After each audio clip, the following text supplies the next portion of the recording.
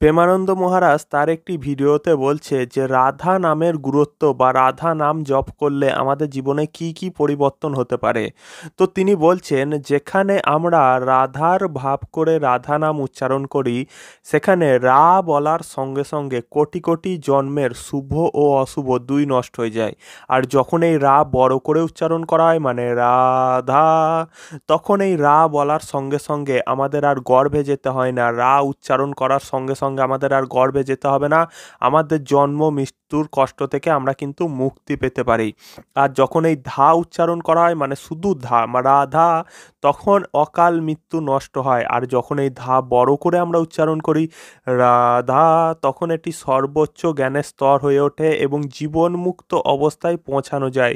শুভ অশুভ কর্ম, গর্ভবাস, মৃত্যুভয়, অকাল মৃত্যু, সংসারের বন্ধন, এসব কেবলমাত্র রাধা নামের উচ্চারণেই নষ্ট হয়। এবং শ্রীকৃষ্ণ তার হৃদয়ের প্রেম সেই ভক্তকে প্রদান করে যে রাধা নাম উচ্চারণ করে, যে রাধা নাম জপ করে। তো রাধা নাম কিভাবে জপ করতে হয় এবং কিভাবে জপ করলে কোন ফলাফল তুমি পেতে পারো, সেটাই কিন্তু এখানে প্রেমানন্দ মহারাজ তোমাদেরকে জানানোর চেষ্টা করছে। তো বন্ধুরা, যদি এই ভিডিওটা ভালো লেগে থাকে তাহলে অবশ্যই চ্যানেলটিকে সাবস্ক্রাইব করে দাও এরকম প্রেমানন্দ মহারাজের আরও ভিডিও দেখতে চাইলে।